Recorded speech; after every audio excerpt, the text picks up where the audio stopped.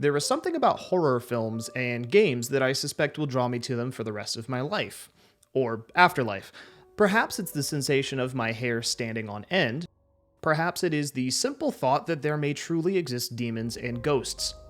Not so deep down, perhaps I simply love the rush of chemicals that course through my veins in anticipation of the next scare. So naturally, when Phasmophobia announced a 3.0.0 update to their passive ghost hunting horror title, I knew I had to channel my inner Zach Baggins and dive in. The aptly named Steam Early Access title Phasmophobia released to much fanfare in just September of 2020, and Phasmophobia quickly set Twitch ablaze as broadcasters partied up with their friends to collect evidence, identify their ghosts, and rack up sick, personal high scores.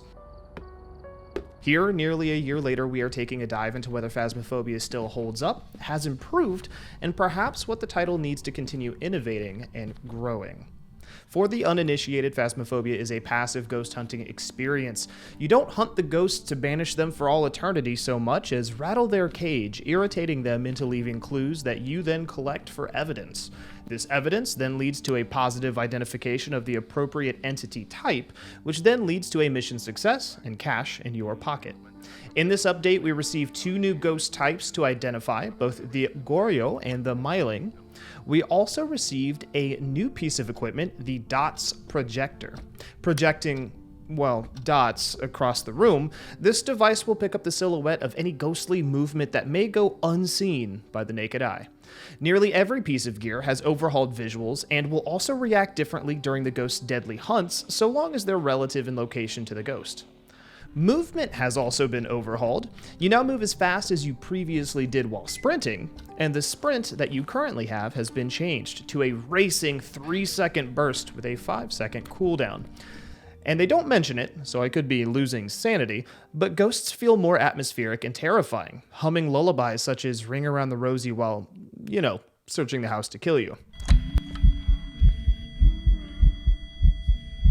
Lastly, a new map named Willow Street House was introduced. This environment features a more wide-open floor plan with no lockers or closets to hide in. And while all of this looks good, and, well, it reads well on paper, how does any of it really feel? Well, the verdict is good. Phasmophobia still has an incredible way of building tension from the moment your foot crosses the threshold. The growl of the locale invites you in as if to challenge you personally to find the truth. Barring possible placebo, the ghosts feel more active in ways that give you less evidence, forcing you to stay in the dark and continue provoking the force from the other side. Hunts feel brutal and terrifying as the ghost AI was updated back in May, giving the ghosts a chance to remember your location and even move more quickly over time if you're spotted. There now exists real weight and threat to the efficiency of evidence collection, especially on harder difficulties. Despite all of this, though, I find Phasmophobia still spins its tires in a few ways that left me tossing my hands up and saying, "What?" For some obscene reason, you're still forced to play the maps that get served to you instead of being given the choice to select which map you'd like. The workaround here is to just leave and recreate a lobby over and over until it serves you the map you'd prefer, but the idea of new maps releasing but not being readily playable seems mind-boggling. When it comes to the actual investigations, I continue to not be a huge fan of the notion that there is a specific room that the ghost haunts. I understand the intent behind this, but it makes the evidence collection a cakewalk sometimes. Walking into a house only to see your breath in the first room means that you just dump your toy chest of equipment over the floor and wait. Your haunted game of Clue often ends up over far sooner than feels satisfactory. The other side to that coin, though, is arbitrary delay of clues. You walk into a home to have a ghost throw a candle, literally appear in front of you, and even shut doors.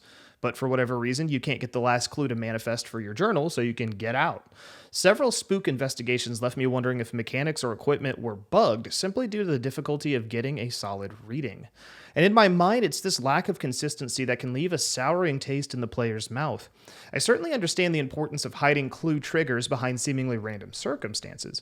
If we, the players, can figure out how to force events to happen, then we start finding ourselves burning through investigations only for the sake of putting Phasmophobia speedrun in the title of our next YouTube video. But the fine line between a cakewalk and beating your head against the wall is often difficult to toe, especially in a game that needs to scale difficulty for the quantity of people in the party. Having 2 teammates dead, 1 clue in your journal, and a hope in your heart feels terrifying. under the right circumstances, frustrating under the wrong. The above criticisms aside, I still really adore my time in Phasmophobia, especially after having had a lot of time away from the game. I do have faith that the team can continue to shrink the gap between too easy and arbitrarily difficult with more time, experience, and with more experimentation.